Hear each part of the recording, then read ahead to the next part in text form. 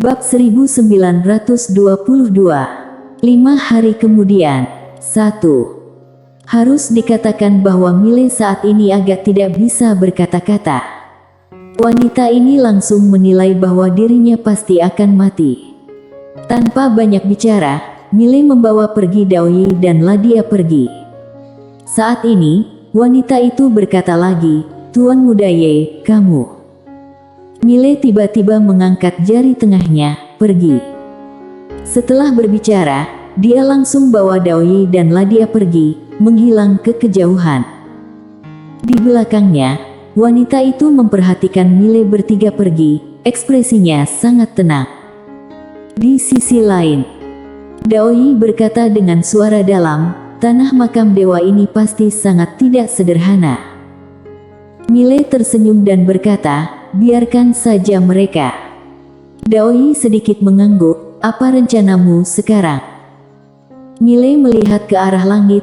"Jika aku tidak salah tebak, orang-orang dari Small Cave pasti datang mencariku." Daoyi menatap Mile, "Yang datang kali ini pasti tidak sederhana." Mile berkata, "Aku tahu." Daoyi berkata dengan suara yang dalam, "Bisakah kamu menanganinya sendiri?" Mile tertawa, "Dengan pedang di tanganku, aku tak terkalahkan." Daoyi menepuk kepala Mile, "Apa kamu lupa betapa tragisnya kamu waktu dulu?" Mile. Daoyi berkata lagi, "Aku tahu kamu sangat kuat dan aku tahu kamu tidak akan meremehkan musuh, tapi kamu tetap harus lebih berhati-hati, mengerti?" Mile mengangguk, "Aku tahu." Dia tentu tidak akan meremehkan musuh. Sekarang dia belum mencapai tingkatan seperti Lydia dan ayah, yang bisa memandang rendah dunia. Seolah memikirkan sesuatu, Mile bertanya lagi, "Apa kamu akan kembali ke istana Dewa Spiritual Agung?" Daoyi mengangguk, "Ada banyak hal yang ingin kupelajari dari mereka." Saat berbicara, dia melirik Ladia. Mile tertawa, "Biarkan dia ikut aku." Daoyi sedikit mengangguk, "Dia tidak sederhana, aku tidak boleh membiarkan dia mengikutiku, lebih baik ikut kamu." Mile mengangguk, dia mengeluarkan cincin penyimpanan dan menyerahkannya kepada Daoyi, "Untukmu." Daoyi melihat Mile sekilas, dia tidak menolak dan langsung menyimpannya. Mile tidak bisa berkata-kata, "Kamu tidak lihat dulu apa isinya?" Daoyi berkata dengan pelan, "Tidak perlu." Mile menggelengkan kepalanya dan tersenyum, "Kalau begitu berhati-hatilah. Jika ada orang yang mengganggumu di istana Dewa Spiritual Agung, hubungi aku."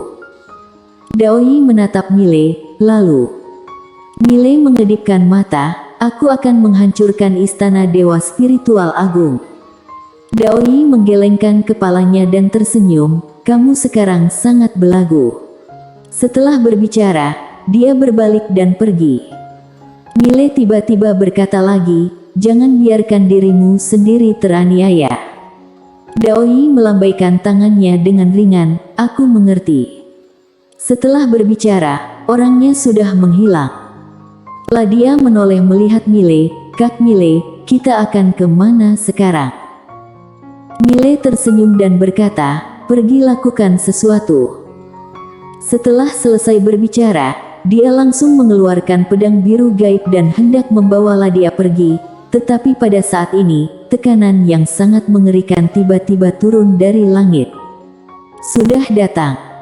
Mile menoleh melihat Ladia dan berkata sambil tersenyum, "Pergi main dengan menara kecil dulu." Setelah berbicara, dia langsung memasukkan Ladia ke dalam menara kecil. Pada saat ini, seorang tetua muncul tidak jauh dari depan Mile. Kedua tangannya di belakang punggung, tubuhnya tegak dan matanya sangat tajam. Orang suci tingkat tinggi. Orang ini adalah tetua kedua Li dari Small Cave. Dan di belakang tetua kedua Li, diikuti oleh 3 orang. Semua adalah orang suci tingkat tinggi. Tetua kedua Li memandang Mile, "Kudengar kamu bisa melakukan pembunuhan instan terhadap orang suci tingkat tinggi. Kamu." Begitu bicara sampai di sini, Pupil matanya tiba-tiba menyusut dan lengan kanannya tiba-tiba bergerak menghadang ke depan. Boom! Seberkas cahaya pedang hancur, tetua kedua Li langsung mundur ratusan kaki jauhnya dan begitu dia berhenti, lapisan baju besi emas di lengan kanannya langsung hancur. Melihat adegan ini, ekspresi tetua kedua Li terlihat sangat khusyuk, tetapi pada saat ini, cahaya pedang lainnya menebas kemari. Saking cepatnya hingga tidak bisa dilihat dengan mata telanjang.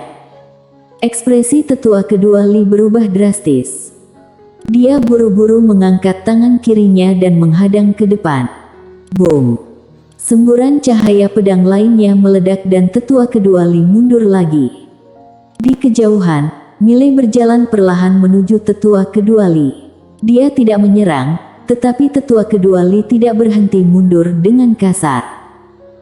Karena satu demi satu pedang terbang menebas ke arah tetua kedua Li. Pedang terbang itu sangat cepat. Saking cepatnya, tetua kedua Li tidak bisa mengelak sama sekali, dia hanya bisa melawan dengan paksa. Tapi saat ini, dia hanya bisa melawannya dengan tubuh fisik, tidak, lebih tepatnya, dia hanya bisa melawannya dengan baju besi yang dia kenakan. Dan begitulah, Milei berjalan perlahan menuju tetua kedua Li. Setiap kali dia melangkah, tetua kedua Li mundur ratusan kaki. Di samping, dua orang suci tingkat tinggi lainnya sudah tercengang. Mereka baru saja ingin menyerang, tapi dua pedang terbang langsung menebas mereka terbang keluar. Bahkan kekuatan untuk melawan pun tidak punya. Cepat. Pedang terbang Milei ini, kekuatannya tidak terlalu besar, tapi cepat. Saat Milei mengambil 10 langkah, baju besi dewa di tubuh tetua kedua Li meledak dan hampir sesaat, sebilah pedang langsung menembus dadanya. Kalah. Dia bahkan tidak punya waktu untuk menyerang. Tetua kedua Li menatap Milei di kejauhan, matanya penuh ketidakpercayaan, "Kamu?" Milei berjalan ke depan tetua kedua Li. Dia mengeluarkan pedang biru gaib. Dia mengangkat tangan dan menusuk dengan pedangnya. Pedang biru gaib menusuk di antara alis tetua kedua Li dan dalam sekejap, tetua kedua Li langsung terserap. Dan setelah menyerap jiwa tetua kedua Li, pedang biru gaib bergetar hebat. Ciwani berkata dengan penuh semangat, "Majikan muda, ini manfaatnya sangat besar terhadap pedang." Milei tersenyum dan berkata, "Jiwani, kamu berapa lama lagi baru bisa menerobos?" Bersambung.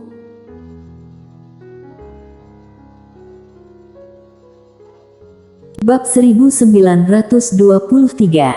5 hari kemudian. 2. Ciwani berpikir sejenak, lalu berkata, "Setidaknya masih harus melahap 100 master di tingkat seperti ini, baru aku bisa menerobos." 100 orang suci tingkat tinggi. Milei sedikit terdiam. Beberapa kekuatan super jika dijumlahkan, apakah ada 100 orang suci tingkat tinggi? Tidak mungkin bantai seluruh star teritori dewa kuno, kan? Seolah memikirkan sesuatu, Milei tiba-tiba berkata, "Jiwani, apa kamu bisa melahap roh-roh senjata tidak?" Ciwani berkata, "Sepertinya bisa." Milei berkata, "Kamu telan saja menara kecil itu. Aku rasa jika kamu menelannya, kamu pasti bisa segera menerobos." Ciwani. Menara kecil tiba-tiba melompat, "Waduh, majikan muda, kamu bukan manusia." Milei tertawa. Tentu saja dia sedang bercanda. Namun jika Jiwani benar-benar melahap menara kecil, mungkin saja bisa menerobos. Tentu saja, dia pasti tidak berani. Ayah pasti akan mengupas kulitnya.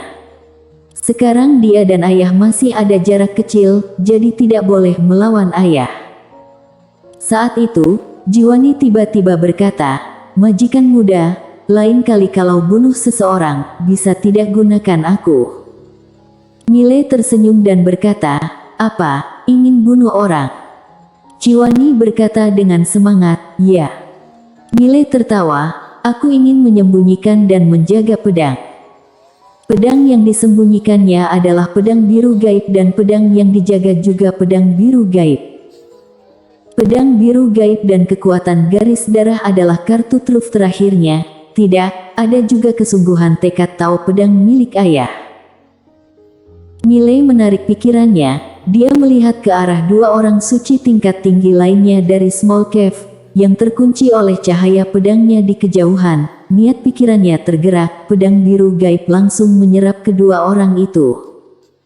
Miley merentangkan telapak tangannya dan pedang biru gaib muncul di tangannya. Saat berikutnya, dia menghilang di tempat. Puff! Dalam sekejap, ruang hampa di depan Miley langsung terbelah, dan di saat berikutnya, Miley muncul di sebuah aula istana yang besar. Kota Kinceng. Di aula utama, seorang wanita berjubah naga sedang menulis dokumen resmi. Seolah merasakan sesuatu, wanita itu tiba-tiba mengangkat kepalanya. Saat dia melihat Miley, sudut mulutnya sedikit terangkat. Senyum ini membuat ratusan bunga tidak berwarna. Wanita itu adalah Tango Tuoba. Miley berjalan di depan Tango, dia meraih tangan Tango dan berkata sambil tersenyum, "Rindu aku."